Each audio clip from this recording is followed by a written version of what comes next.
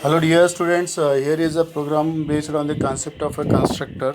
So this program is to find the sum of given series, that is sum equal to 1 plus x square plus x cube dash up to x raised to n. Actually you have studied this program in a first year. So when we here we need to supply the value of x and n. Suppose if x is 2 and n is 3, then sum is equal to 1 plus 2 square plus 2 cube. So 1 plus 2 square is 4. 1 plus 2 plus 4 plus 8.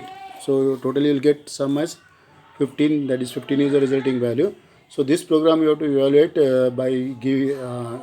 by using a constructor. So this is a journal program. Here I included 4 header files: iostream, conio.h, ioman.ip and math.h. So I think ioman.ip is not required here.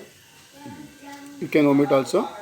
So I will give the explanation about this program. So this program is named with a class name as a series because we want to evaluate the given series. So here we have two private members x and y, n. By default they are private because I didn't use the word private here. So by default they will become a private. Then this class, the class series class, contain one member function and one constructor. So int calculate is a member function which calculates the sum of given series, and series is a constructor which is nothing but a parameterized constructor which contain two parameters, that is capital X, int capital X and int capital N. Now x and n are the private members. So capital X and capital N are the parameters. We have to assign the value of parameters to these variables, that is x and n. So that's why here I wrote the statement small x equal to capital X, small n equal to capital N. Then after defining a class, you need to define the member function. So that is calculate, which calculates the sum of a given series. So its return type is int. The name of a class is series. Here we use a scope resolution operator. Then name of a function is calculate because we want to define a calculate member function outside the class. So here initially take sum equal to 1 because sum of given series is sum is equal to 1 plus x square plus x cube, like that up to x raised to n.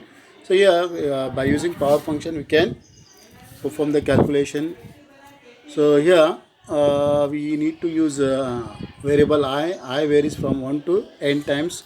So sum plus equal to power of x comma I. Sum plus is initial value of sum is 1. So sum is equal to sum plus power of x comma I. When I is 1, x raised to 1. When I is 2, x raised to 2. When I is 3, x raised to 3. Like that the power function will compute the value of x up to the value of n. So n depends upon what value you are supplying during the execution of a program.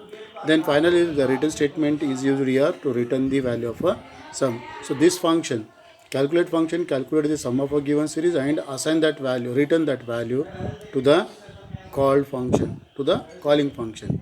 So here inside the main, again I use two variables x and n. So here x and n are known as the arguments. Here capital X and capital N are known as the parameters, and here x and n are known as the private variables. So private variables are utilized by the member function of the class. We are using the same name, don't get confused here. So we can make use of the same name for the arguments, for the parameters, as well as for the this one private variables. So automatically the value will be interchanged. So when you enter the value of x and y, n, it will accept the value of x and n. Then here the calculate function, the series function, the series constructor is called. So we have created one object s1, and inside the program you can see one more this one constructor s2 is created.